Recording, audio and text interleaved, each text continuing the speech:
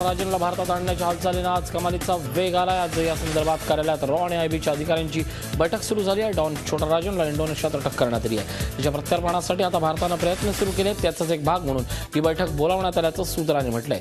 केंद्रीय गृहराज्यमंत्री किरण रिजिजू यांनी याबाबत संकेत दिले, तर मुख्यमंत्री देवेंद्र फडणवीस यांनीही राजनवर सरकारनं बजावलेल्या रेड कॉर्नर नोटीसची माहिती दिली जात असल्याचं सांगितलंय। राजनप्रमाणेच दाऊदलाही पकडण्याचे केंद्राचे प्रयत्न सुरू असल्याचं ते म्हणाले।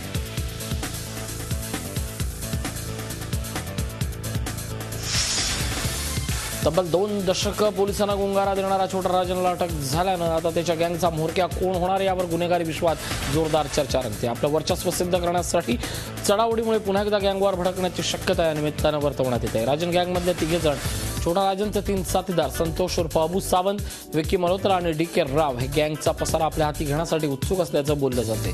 राजनच्या नावानं संपूर्ण देशात कोट्यवधीचे खंडणीचे व्यवहार चालतात।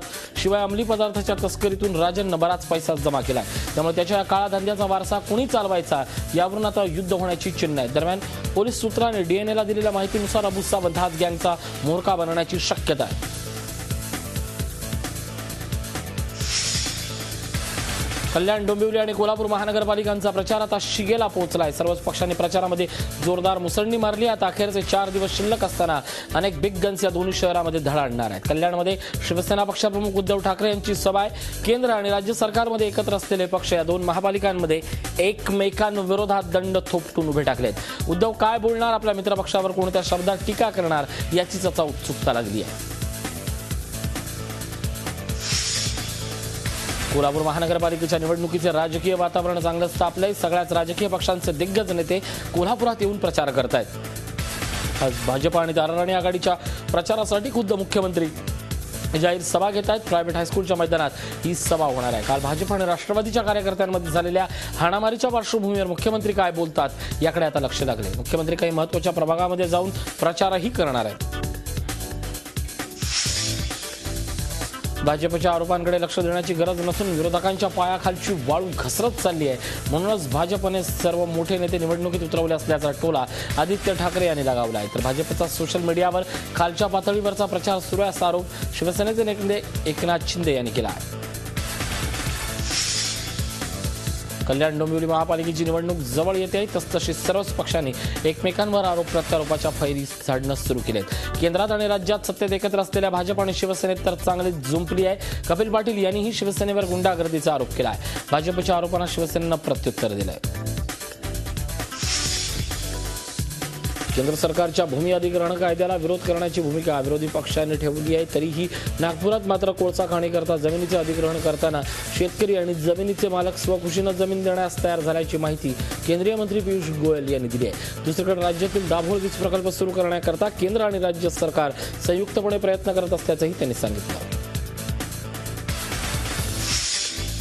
दिवाळीच्या तोंडावर तुरडाळ स्वस्त होण्याची चिन्ह दिसू लागली आहेत। अगदी काल परवापर्यंत 200 रुपयांवरून पोहोचलेली तुरडाळ आज नवी मुंबईच्या एपीएमसी मार्केटमध्ये 130 रुपयांपर्यंत खाली आली आहे। राज्य सरकारनं सुरू केलेल्या छाप्याच्या पार्श्वभूमीवर डाळीचे भाव धडकन खाली आले आहेत। राज्य सरकारी कर्मचाऱ्यांसाठी एक आनंदाची बातमी। राज्य सरकारी कर्मचाऱ्यांना 10,000 रुपयांचा बोनस देण्याचा निर्णय घेण्यात आला आहे। वित्तमंत्री सुधीर मुनगंटीवार यांनी हा निर्णय घेतला असून यात अराजपत्रीय राज्य शासकीय कर्मचाऱ्यांचाही समावेश करण्यात आला आहे। केंद्र सरकारने घेतलेल्या निर्णयाच्या धर्तीवर राज्य सरकारनं हा बोनस देण्याचा निर्णय घेतला आहे। आत्महत्या करणारे पोलीस निरीक्षक अशोक सादरेंच्या पत्नीच्या जीवाला धोका असल्याचा दावा सादरेंच्या वकिलांनी केला आहे। सादरेंची एक वैयक्तिक डायरीही गायब झाल्याचं सादरेंच्या वकिलांचं म्हणणं आहे। वरिष्ठ अधिकाऱ्यांच्या भ्रष्टाचार आणि जाचाला कंटाळून जळगावचे निलंबित पोलीस निरीक्षक अशोक सादरे यांनी 16 तारखेला नाशकात राहत्या घरी गळफास घेऊन आत्महत्या केली होती। मृत्यूपूर्वी लिहिलेल्या चिठ्ठीत त्यांनी वरिष्ठ अधिकारी आणि वाळू ठेकेदार यांच्यावर आरोप केले। या प्रकरणी जळगावचे पोलीस अधीक्षक जालिंदर सुपेकर आणि प्रभाकर रायतेंवरही आरोप आहेत।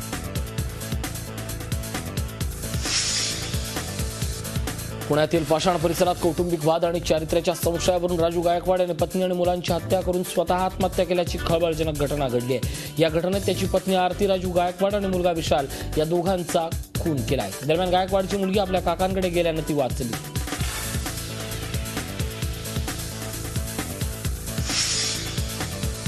इष्टरानुया बलात्कार खून प्रकरणी सत्र न्यायालयानं निकाल दिला. आरोपी चंद्रभान सानप त्याला दोषी ठरवण्यात आलं असून उद्या त्याला शिक्षा सुनावली जाणार आहे. जानेवारी महिन्यात इष्टवर बलात्कार करून तिचा खून करण्यात आला. मे महिन्यात क्राईम ब्रँचनं या प्रकरणी किला कोर्टात आरोपपत्र दाखल केलं होतं.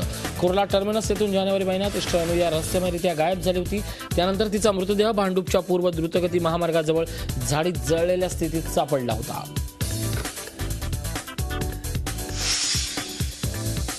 वसईत एक महिला आणि तिच्या मुलाची निर्घृण हत्या करण्यात आली आहे. किरण कुमार मकवाना यानं प्रेम संबंधातून हत्या केली आहे. हत्या केल्यानंतर आरोपी स्वतः पोलिसांसमोर हजर झाला. वसईत एव्हरशाईनच्या साई सेवा सोसायटीमध्ये सोनाली चव्हाण आपला पती आणि मुलगा कुणाल सोबत राहत होती. तिचा आणि किरण कुमारचे प्रेमसंबंध होते. सुरुवातीला किरण कुमार त्यांच्याच घरात राहत होता. मात्र 6 महिन्यापूर्वी वादावादी झाल्यानं तो बाहेर पडला. याच भांडणातून किरण कुमारनं सोनाली आणि कुणाल यांना हातोडे आणि चाकूचे वार करून ठार केले.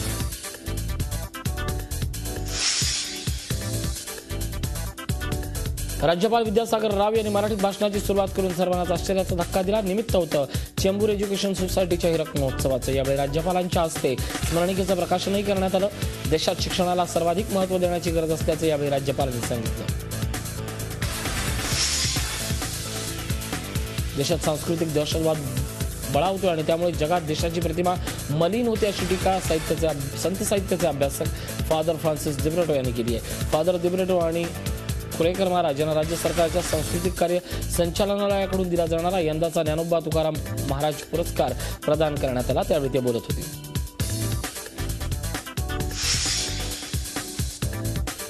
रेल्वेच्या हलगर्जीपणाचा फटका प्रवाशांना बसलाय. पुणे मुंबई डेक्कन एक्सप्रेसमधून मुंबईला येण्यासाठी काही प्रवाशांनी एसीचं तिकीट काढलं होतं. मात्र C1 हा एसी डबाच गाडीला जोडला गेला नव्हता. त्यामुळे प्रवाशांना एसीचं तिकीट असूनही सुद्धा द्वितीय श्रेणीतून प्रवास करावा लागला. गेल्या 20 ते 25 दिवसापासून हा प्रकार सुरू असल्याची माहिती मिळते.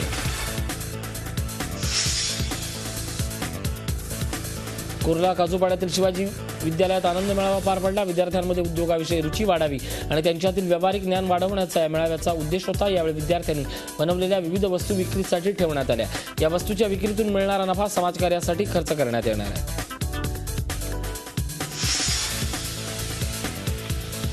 ऑक्टोबर हिटमुळे मुंबईकर बेचैन असताना कालपासून हवामान बदलामुळे वातावरणात मोठा बदल झाला आहे. सूर्याची दाहकता कमी होऊन वातावरणात गारवा निर्माण झाल्यानं मुंबईकर सुखावलाय. बदललेल्या हवामानामुळे काही ठिकाणी तुरळक पाऊसही पडलाय. अशीच परिस्थिती पुढील काही दिवस राहण्याची शक्यता असल्याचा अंदाज वेधशाळेनं वर्तवलाय. आज सकाळपासूनच ढगाळ वातावरण असल्यामुळे हवेत हलकासा गारवा मुंबईकर अनुभवत आहेत. माजी केंद्रीय मंत्री अरुण शौरींनी मोदी सरकारवर आतापर्यंत सर्वात मोठा हल्ला बोल केला आहे. सध्याचं पंतप्रधानांचं कार्यालय आतापर्यंत सर्वात कमजोर पंतप्रधान कार्यालय असून यातील कोणतीही व्यक्ती निपुण नसल्याचं शौरी म्हणाले. सध्याचं एनडीए सरकार हे दिशाही नसून केवळ चर्चेत राहण्यासाठी वाटेल ते करण्याचा मोदींचा हट्टास असल्याचंही शौरीनं म्हटलंय. अर्थव्यवस्था सुधारण्यात सपशेल अपयशी असल्याचा आरोपही शौरींनी केलाय. एका पुस्तकाच्या प्रकाशन समारंभात शौरी बोलत होते.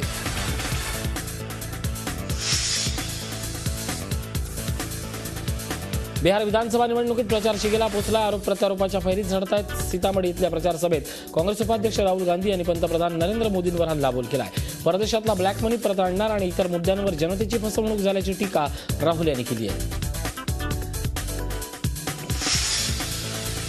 संपूर्ण भारतभर सध्या गायीवरून राजकारण पेटले. अशा पार्श्वभूमीवर पुरीच्या शंकराचार्यांनी उत्तर प्रदेशचे मंत्री आझम खान यांना गाय आणि वासरू भेट दिली. आझम खान गोहत्या बंदीच्या पक्षात होते.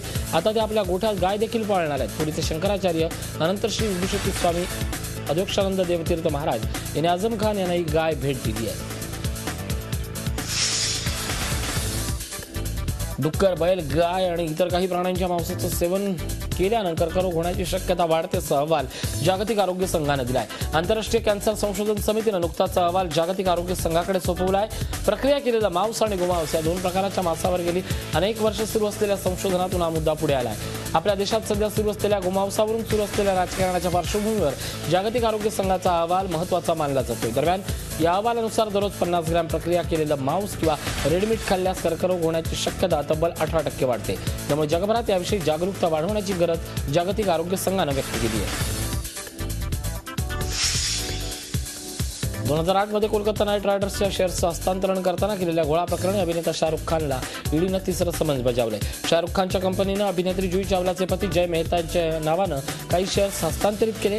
हे हस्तांतरण करताना शाहरुखच्या कंपनीनं शेअर्सची किंमत बाजारभावापेक्षा 8 पटीनं कमी आकारल्याचं बोललं जातंय. याआधी शाहरुखची 2011 मध्ये परकीय चलनाच्या कायद्याचं उल्लंघन केल्याप्रकरणी चौकशी झाली आहे.